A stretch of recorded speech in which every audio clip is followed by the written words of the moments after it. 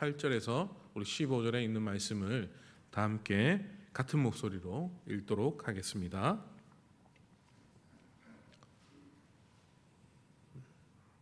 8절입니다.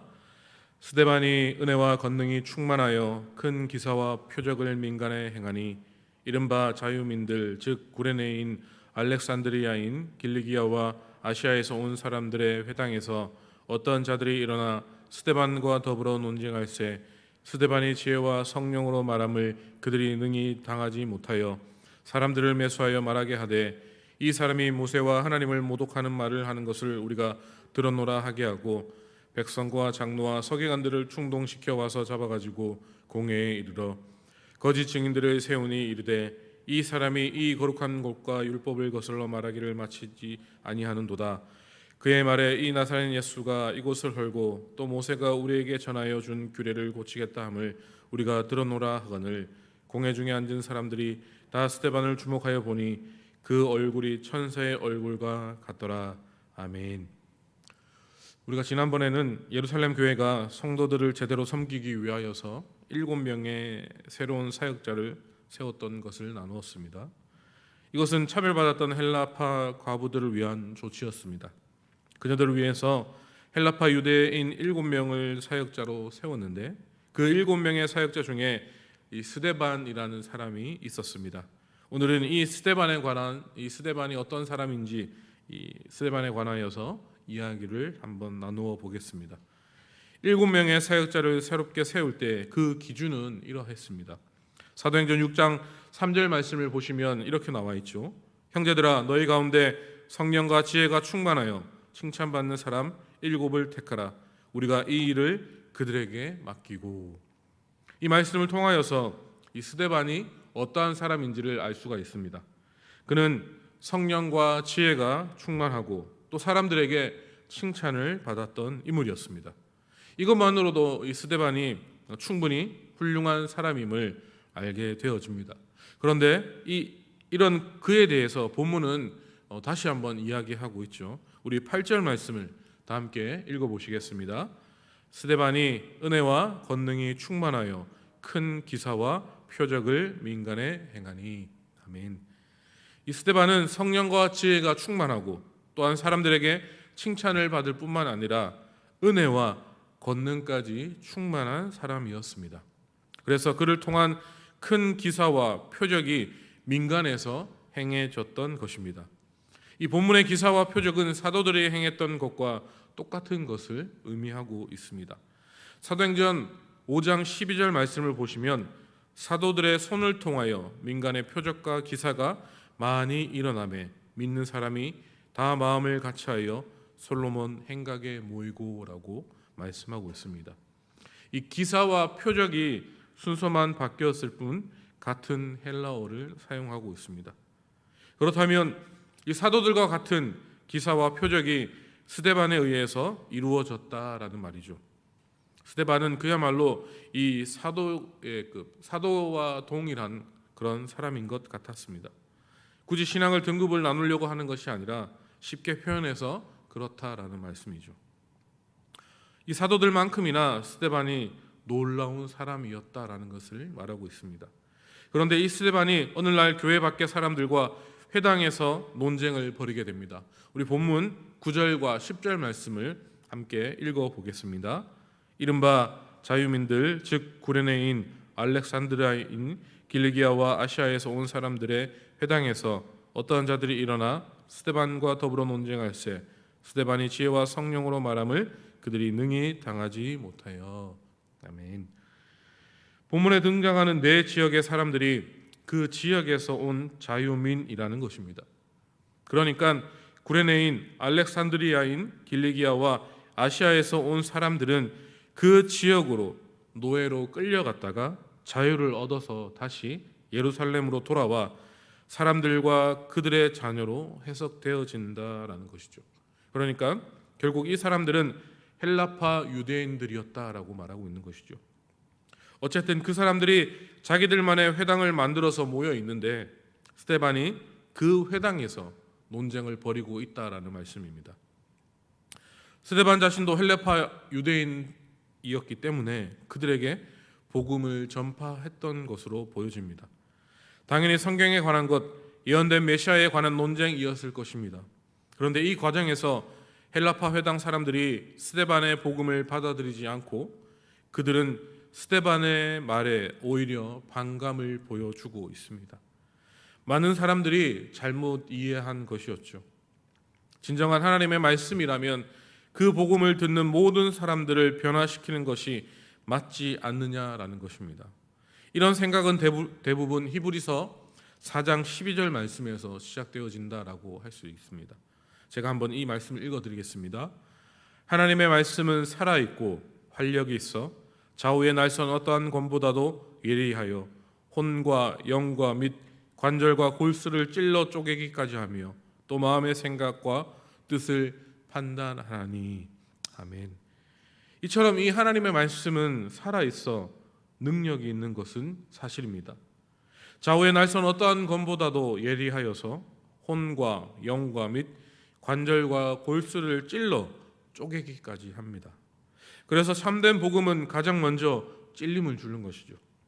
그 찔림의 말씀을 받아들이느냐 거부하느냐, 이것은 개개인의 선택입니다.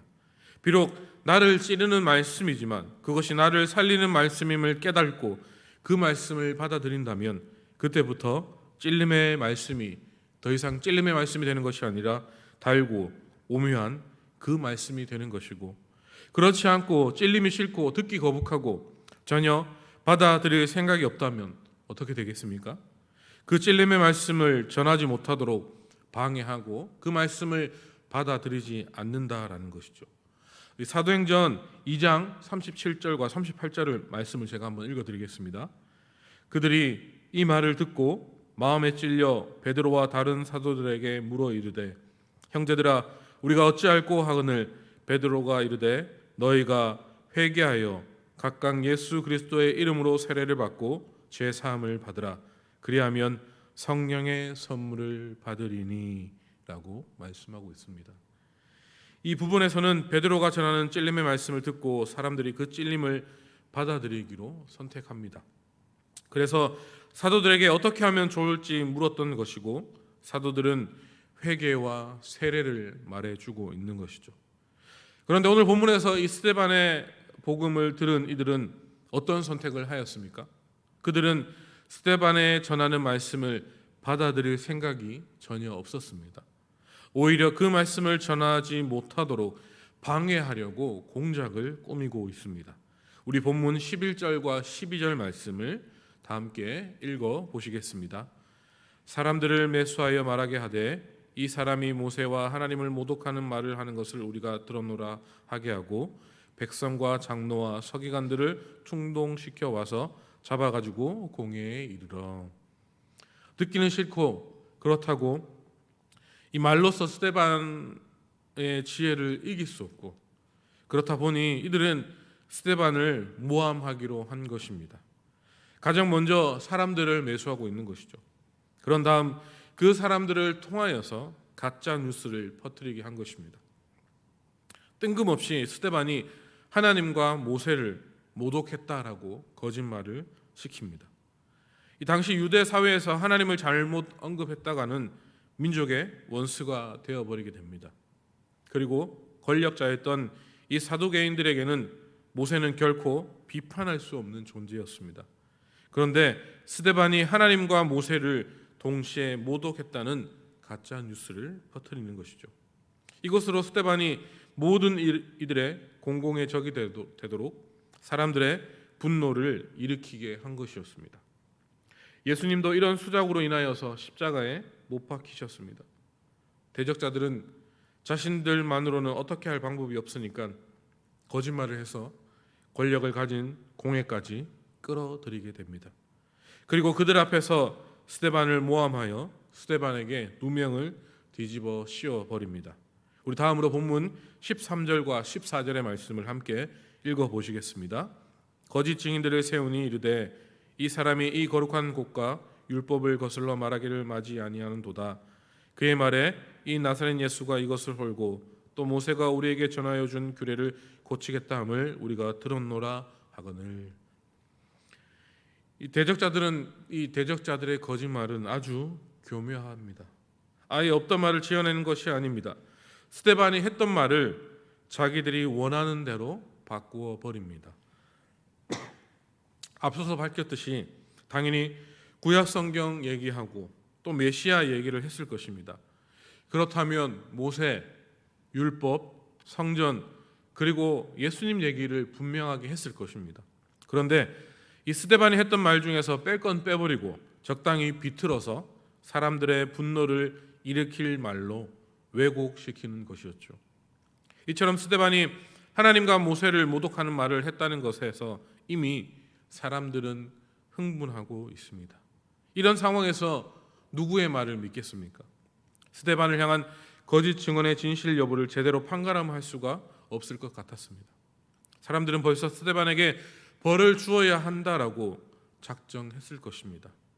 이제는 그것을 정당화하기 위해서 더 많은 죄를 추가로 물으려 할 뿐입니다. 예수님 때와 마찬가지로 본문에서 열리는 이 스데반의 재판은 객관성도, 도덕성도, 법치도, 정의도 아무것도 없이 죄인들이 작당하고 있는 죄악의 자리일 뿐입니다. 그런데 이런 와중에 스데반의 모습이 이해가 되지 않습니다. 자칫 억울하게 누명을 쓰고 고난을 겪을 수도 있는 상황이었습니다. 하지만 스데반의 모습은 너무나도 평온하였다라는 것이죠. 우리 본문 15절의 말씀을 함께 읽어보겠습니다. 공회 중에 앉은 사람들이 다 스데반을 주목하여 보니 그의 얼굴이 천사의 얼굴 같더라. 너무나도 너도 나도 득달같이 일어나서 스데반을 고발하면서 죄를 물어야 한다고 주장하고 있었습니다. 거짓 증언이 난무하고 분노에 분노를 더하여 어떻게 해서든 이 스데반을 잡으려는 작당을 벌이고 있습니다. 그런 중에 공회에 앉아있던 몇몇 사람들이 이 스데반을 주목하였습니다. 그 사람들은 수많은 증인들의 외침 속에서 자신의 결백을 주장하기 위해 더 큰 소리를 지르며 발악하고 울부짖는 그런 스데반을 예상했을 것입니다. 다른 사람들은 당연히 그렇게 했을 것이기 때문에 그렇게 생각하는 것이죠. 그런데 그들의 예상은 완전히 빗나가 버렸습니다. 스데반은 지금 너무나도 평온하게 그 자리를 지키고 있었습니다. 공회 안에 있는 모든 사람들 중에 가장 불안해하며 억울해하며 떨어야 할 텐데 오히려 스데반이 가장 평화로운 모습을 하고 있다라는 것입니다. 마치 천사와 같은 얼굴을 말하고 있다라는 것이죠. 어떻게 이럴 수가 있을까요? 어떻게 스데반이 이처럼 평온할 수 있는 것일까요? 여러분 혹시 누명을 뒤집어 써 본 적 있습니까? 하지 않은 일 때문에 억울하게 징계를 받아본 적이 있습니까? 아니 누군가에게 작은 오해라도 받아본 적이 있습니까? 그렇다면 그때의 심정 어떠하겠습니까? 그럴 때만큼 답답하고 억울하고 화가 나고 미칠 것 같은 경우도 흔하지 않을 것입니다. 내가 저지른 잘못 때문에 불이익을 당해도 별로 좋아하지 않는데 내가 당하지 않은 일 때문에 불이익을 당한다? 그 어떠한 인간도 그것을 겸허하게 받아들일 인간이 없을 것입니다. 이 자리에 서 있는 저 또한 마찬가지입니다. 제가 하지 않은 일 때문에 억울하게 그런 일들을 당하면 하지 않았을 것이다. 나는 그런 일을 한 적 없다라며 소리 지르며 화를 내고 그 일들을 받아들이지 않았을 것입니다. 그런데 하지도 않은 잘못 때문에 누군가가 거짓말로 나를 모함해서 아무리 진실을 말해도 나의 말을 믿어주지 않고 오히려 거짓말하는 사람들의 말을 믿으며 나를 공격할 때 정말로 답답하고 환장할 노릇이죠.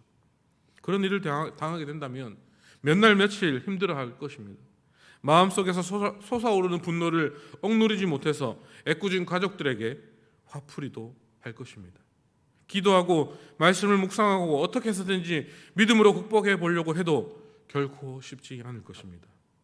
물론 시간이 지나가면서 하나님의 만지심을 느끼고 결국 극복하기는 하지만 결코 쉬운 일이 아니다라는 것이죠. 결코 쉽게 받아들일 수 있는 일이 아니다라는 것입니다.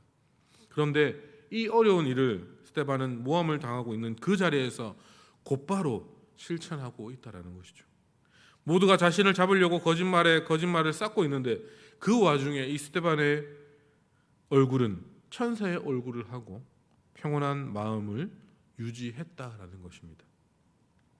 여기에서 이 스데반의 얼굴이 천사의 얼굴 같더라라는 표현에 대해 실제 스데반의 얼굴에 모세처럼 광채가 났던 것이라고 말하는 학자도 있고, 단지 시적이고 상징적인 표현일 뿐이다라고 주장하는 학자들도 있습니다.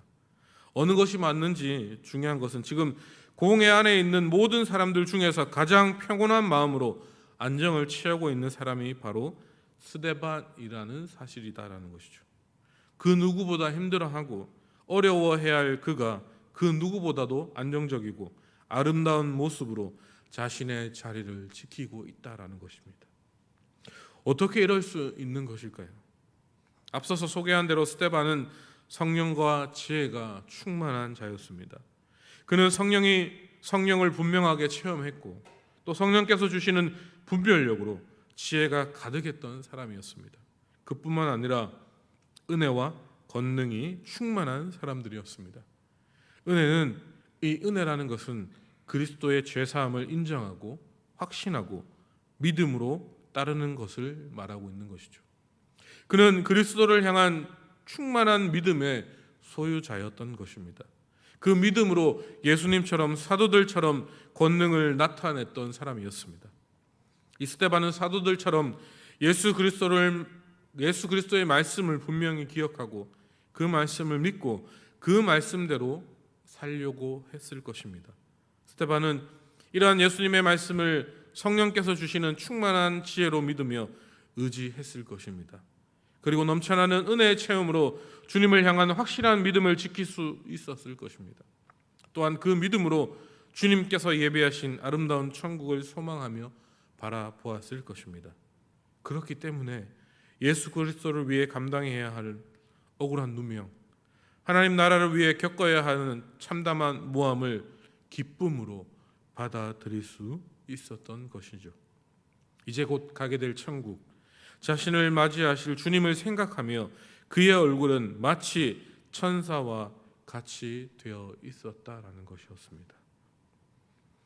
내가 그리스도인이라고 해서 억울한 일을 당할 때, 누명을 썼을 때 아무것도 하지 말고 그저 모든 것을 그냥 받아들여야 한다고 생각하지는 않습니다. 하지만 적어도 그것 때문에 주님의 말씀을 잊어버리고 해야 할 일, 말해야 할 것들을 하지 못하고 전전긍긍해서는 안 된다라는 것이죠. 나의 상처를 다른 사람에게 풀어버릴 정도로 자신을 지키지 못해서는 안 된다라는 것입니다.